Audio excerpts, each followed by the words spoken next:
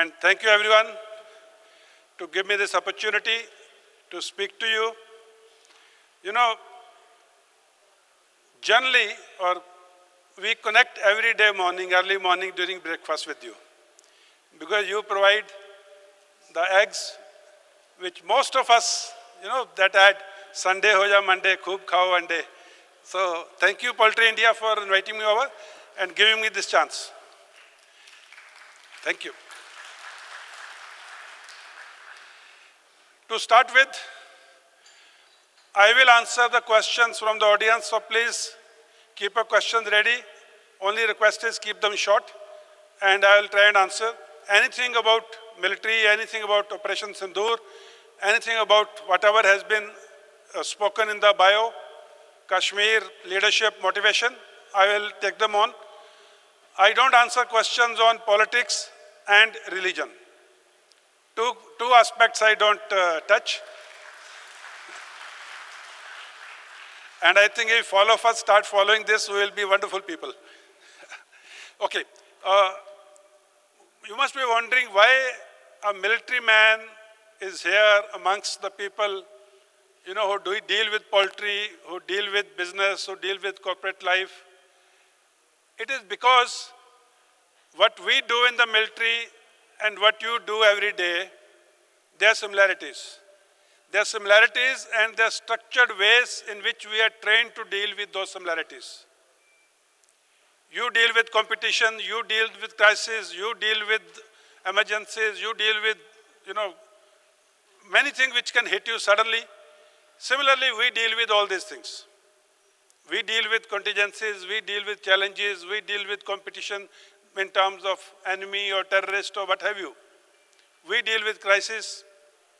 The only difference is, whatever crisis may hit you, this quarter's loss, you have the opportunity to make it up in the next quarter.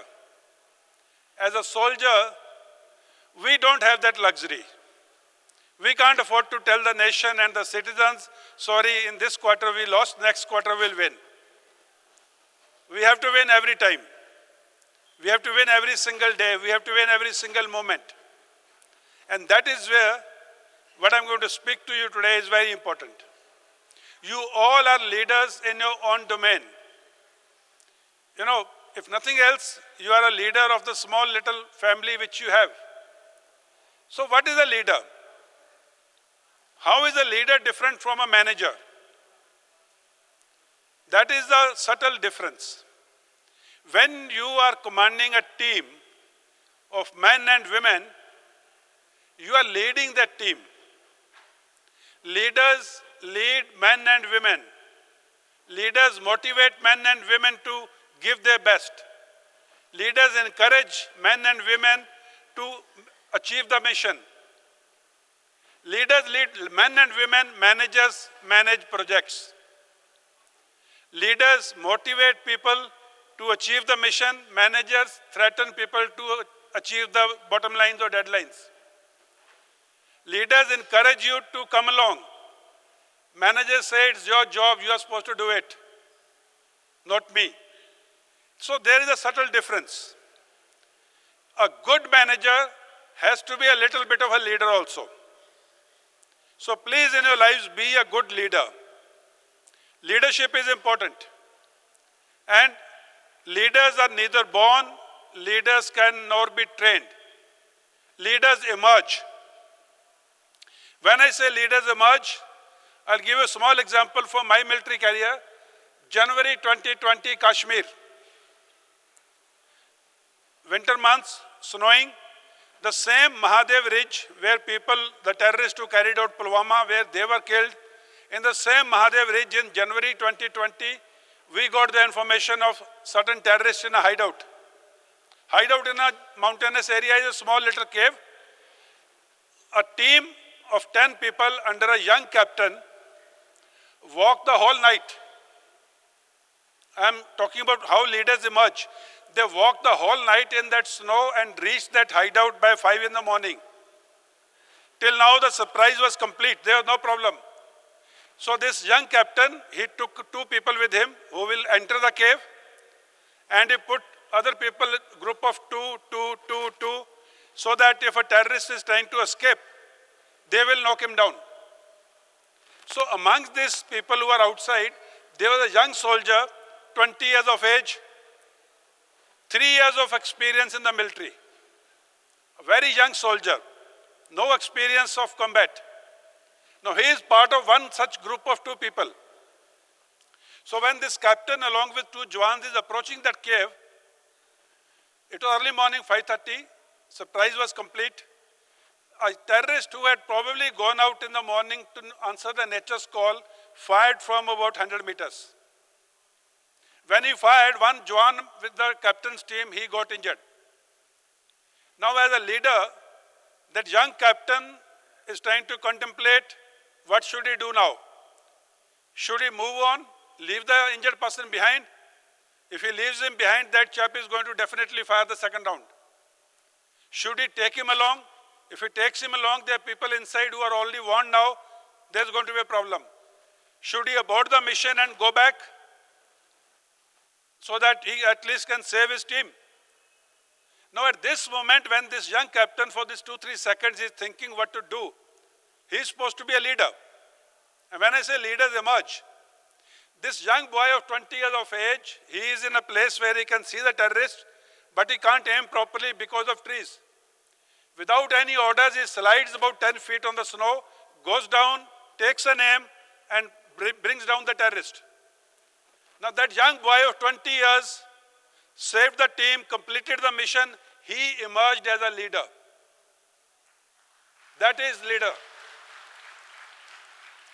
So never believe or never feel that for being a leader, you have to be old, you have to be experienced, you have to be on the top ladder of the hierarchy. No, sir. Leader can emerge from any situation. A young boy on the roadside, having met with an accident on a 2-wheeler, bleeding, lying on the road, 100 people watching, of different age groups, different economic backgrounds, different education backgrounds, different religious backgrounds, different states, different communities, ethnicities. The 100 people, 18 years to 80 years. One young girl of 18 years steps forward, picks up this injured boy, puts him in an auto, takes him to the hospital. She has emerged as a leader. She has emerged as a leader. She was not nominated as a leader. She didn't get paid for being a leader. So you have opportunity every day to emerge as a leader in every small thing. And most important thing for a leader is, leader's vision must be very clear. Leader is not a daily wages job. कि आज Monday है, आज का काम कर लिया, मेरी leadership खत्म. No, sir. Leader must have a vision. Leader must have an aim for the betterment of the team, for betterment of the organization. And we all have heard, dream big, follow your dreams, dare to dream. So dream is an activity which occurs when you are sleeping. It's an activity of a subconscious mind. Your mind is not alert, you are not awake. When you are dreaming, you are not awake, you are not alert. So if you say, I had a dream, now I'll follow the dream, you may not have the wherewithal, you may not have the resources, you may not have the techniques to achieve that dream. And once you attempt it and you fail, you will be demotivated. So dreaming is good, but realistic is set aims. Set achievable aims, keeping in mind your capabilities, your team's capabilities, your resources, your finances, and the time which you have. Leaders live in a real world. Leaders don't dream. Leaders don't say, "Dekh lenge yaar." No. Leaders are very clear. This is my capability. This is my market. These are my resources. This is my team. These are my assets. This is achievable. Okay, add 25%. So we will achieve this.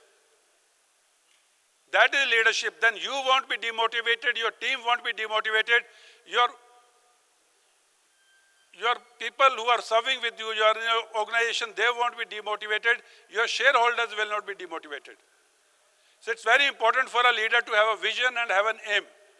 Now, lot of people will say, Operation Sindoor, sir, हम रुक क्यों गए? Sir, हमने वो ceasefire accept क्यों कर लिया? When we were on top, we should have hit them more. Yes, sir, we should have hit them more. But go back. We are a nuclear power. We are a democracy. We are a responsible state. When we hit the first day, 9 targets on 7th of May early morning, we had told the world very clearly, this is a retaliation of Pahalgam. We are hitting the terror targets. We have not hit any civilian target. We have not hit any military target. And we don't want escalation. Now that was our aim as a nation. When Pakistan hit back, they killed our civilians. That is when we hit back and hit their 11 air bases. And we were winning. We were on top. But still when they pleaded or they requested or when they begged for ceasefire, we as a responsible nation accepted it. Because our aim had been achieved. That is a responsibility. Nations and militaries do not work on sentiments. Nations work on responsible behavior.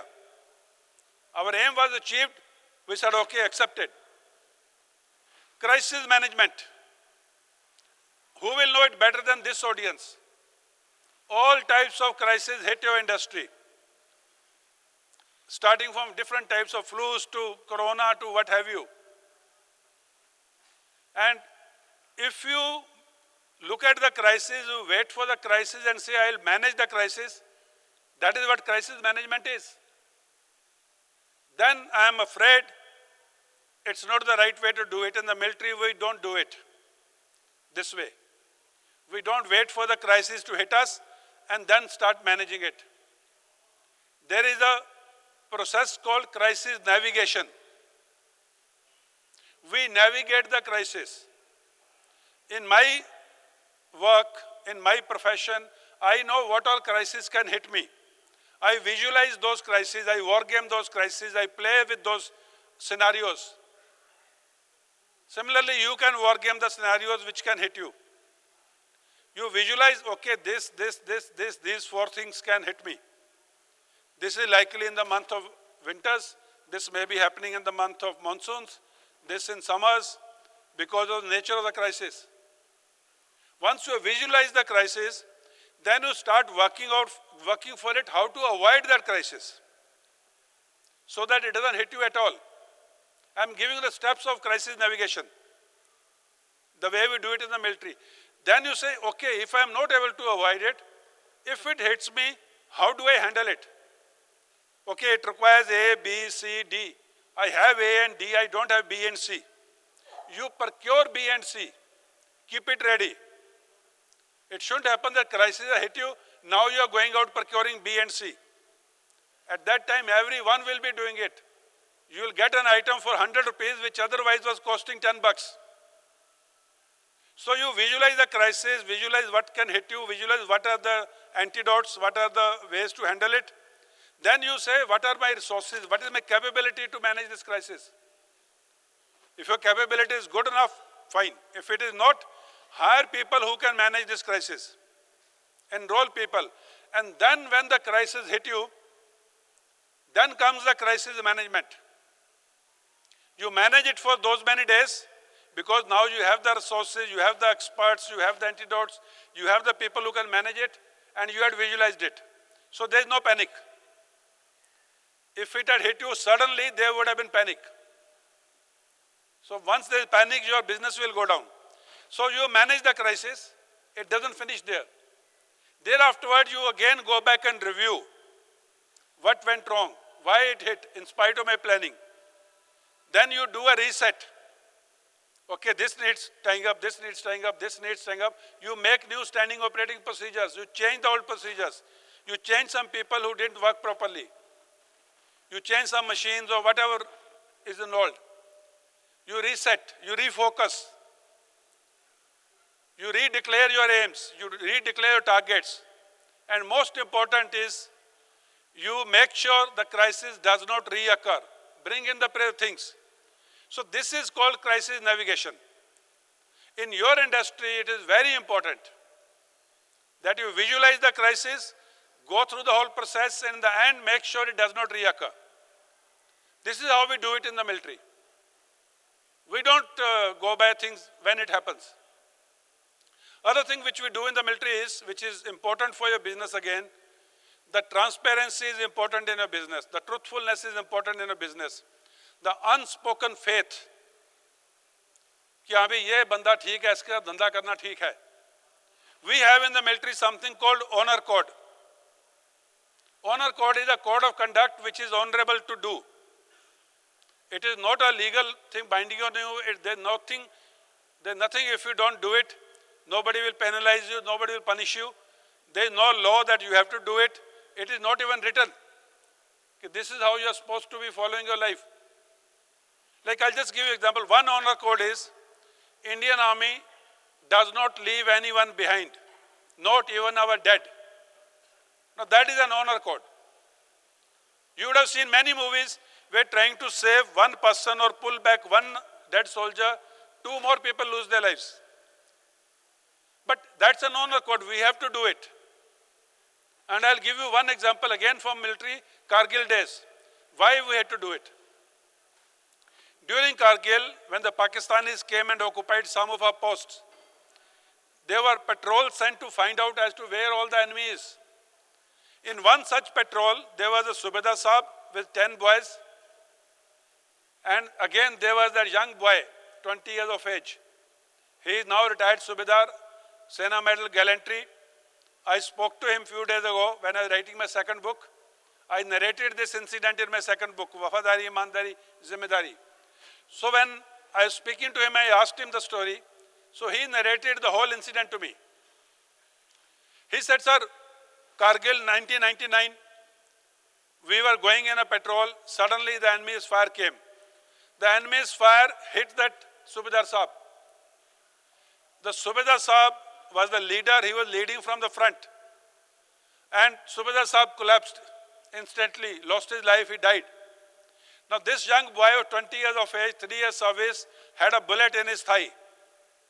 He was also injured.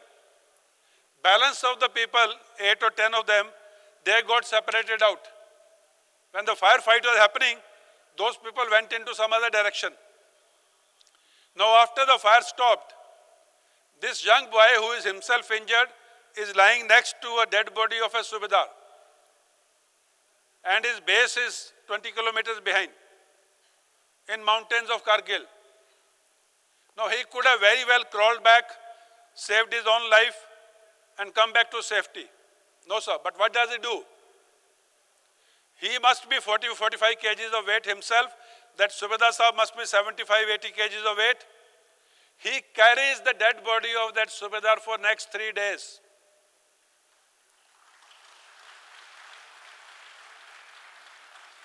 Without food, without any communication to tell someone that I am here, because the food and the communication means were with the other party.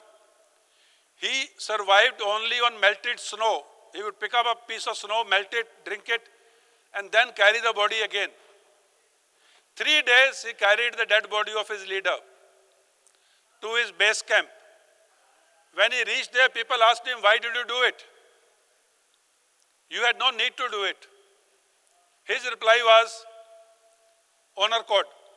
His reply was, साहब, मुझे मालूम था, अगर मुझे कुछ हो गया, तो मुझे पीछे छोड़कर नहीं आएंगे, तो मैं सुबेदार साहब को कैसे पीछे छोड़कर आ जाता?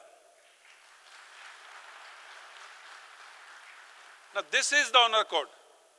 Other honor code we have is, we respect the dead soldier of the enemy.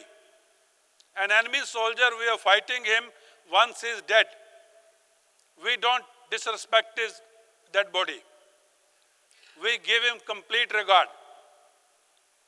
Because he as a soldier went down fighting for his nation. He was living his dharma. He was doing his duty. Now that has to be respected. Even in Mahabharata, this was respected. So unlike Pakistan, Pakistan left their dead soldiers on Indian soil during Kargil. When Indian Army offered them to take it back, they refused to take their dead soldiers back. We gave them a decent burial as per their religious rites. Now imagine this nation, how can they tell that soldier's son or daughter or wife, that your father, your husband did a great job, he died for this nation, when they are not even ready to take his dead body back. These are honor codes. We have ethos, we have traditions, we have culture, we have civilization. 5,000 साल पुरानी सभ्यता, 5,000 साल पुरानी सभ्यता के वंशज हैं हम. We are descendants of 5,000 years of civilization. We have a culture, we have an ethos, we have honor codes, we have a way of doing things. We cannot do anything. हम तो वो काम नहीं करते हैं जिसके लिए पड़ोसी बोल दे रहे तेरा दादाजी तो इतना अच्छा आदमी था, तूने ये क्या कर दिया.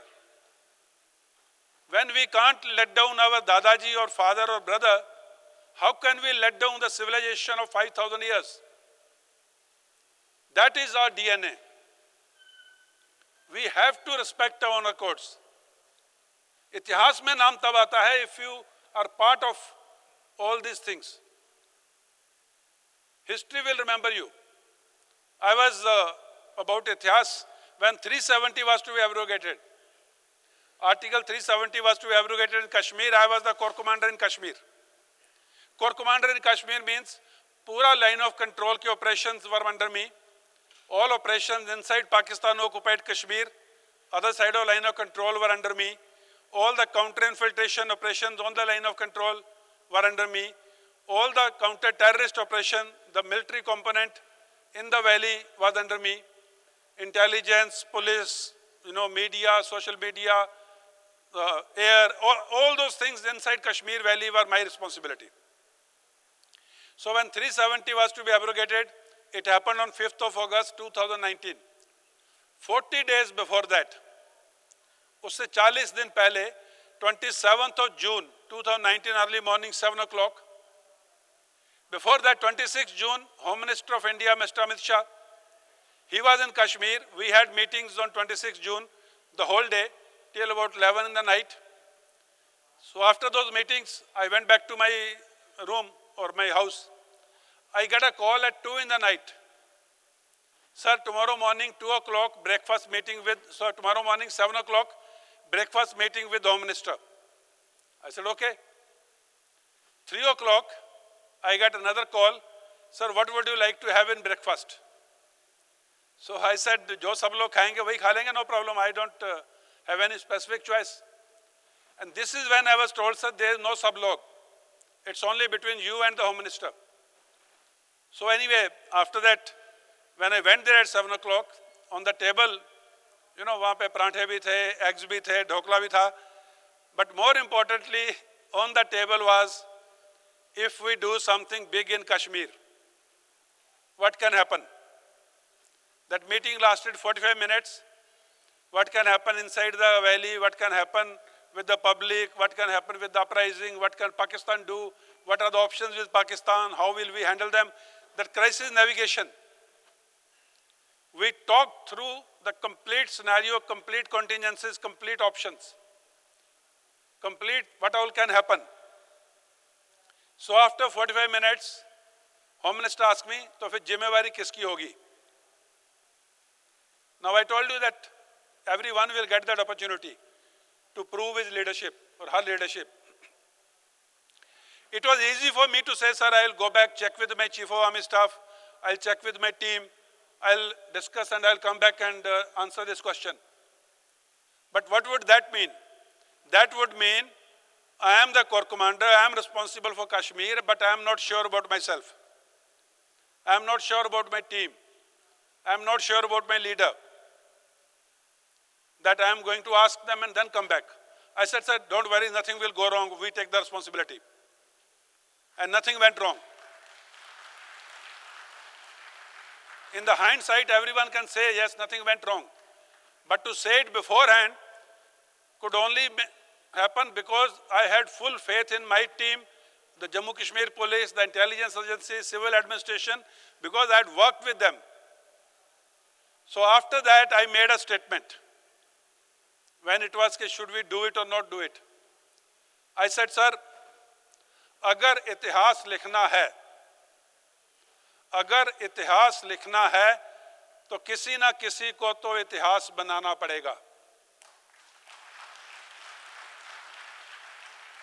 If we have to write history, someone has to make history. And so happy that, and so proud. I was part of that making of the history, and I am part of when the history is being written of New Kashmir, New India.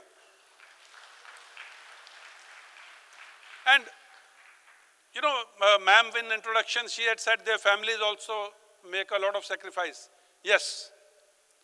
A lot of people in the corporate world talk about, you know, work-life balance. Sir मैं सुबह 9 बजे जाता हूँ, रात को 9 बजे आता हूँ, वाइफ 10 बजे जाती है, शाम को 8 बजे आती है, सर टाइम नहीं है, मिलता नहीं है, ये है, वो है. We don't come back home for 3 months, 5 months, 6 months. I was not there when first child was born. I was not there when second child was born. I was not there when they went to school. I was not there when they completed their school. I was not there when they did their professional college admission. I was not there when they qualified from their colleges. I almost missed my own wedding. So, हमारा professional life में work-life balance कहाँ है? Because for me, my job is very important. For me, my work is my love. And about this, you know, you must do, if you're doing something, you must do it with full love. पूरा प्यार से, मोहब्बत से उसको करो. I was in Gujarat University giving talk to the students. So one girl asked me a question, girl student. She says, sir, army as a job, इसमें challenges क्या हैं? What are the challenges in army as a job? My reply was, army job नहीं है, army मोहब्बत है.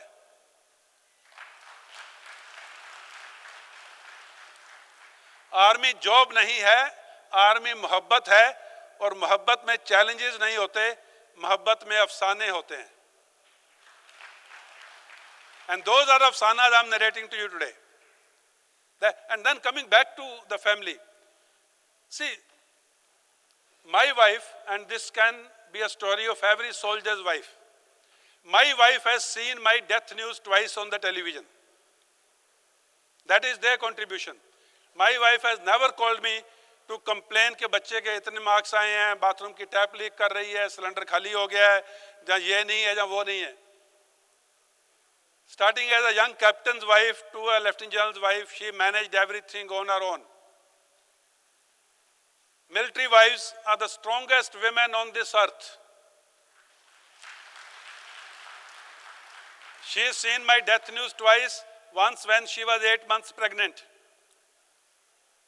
That was first time. Second time, she is a colonel's wife, a commanding officer. Commanding officer, you can say, the head of the group. He is a fatherly figure in the unit of 1,200 people, 1,000 people. And I was a commanding officer. On my orders, every Jawan will go and do whatever I order. He will never question my order. And when a commanding officer in the military gives an order, it's a life and death situation. Imagine a commanding officer's order is not disobeyed, even if someone loses his life. Now that is the position of commanding officer. That is where he is. That is the responsibility of a commanding officer. And she was commanding officer's wife when the second time the news ticker came, Colonel Jeet Singh killed in J&K. She had a 5-year-old daughter. She had a 9-year-old son in her lap. At 11 in the night, she saw this news. Whole night she is awake, trying to figure out what she will do, how she will do it. And in that station in Ranikhet, in Uttarakhand, there were other Jawan's wives, other JCO's wives, officers' wives, who were also staying in the same locality when our unit was in Kashmir. And now, she knew morning 7 o'clock, these ladies will come to meet her, as is the norm in Indian society.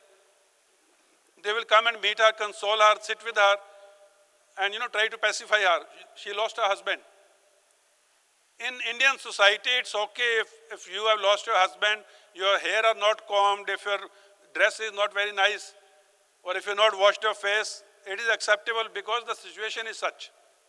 But she got up at 6 in the morning from her bed. She had never slept. She washes her face, she combs her hair, she changes into a decent dress. Why does she do it?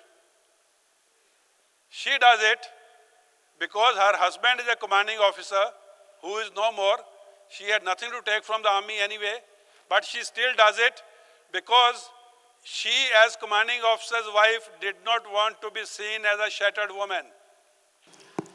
So national interests are prime and supreme for the nations, for the good of the country, for the good of the citizens, and military is only part of it. Thank you very much, sir.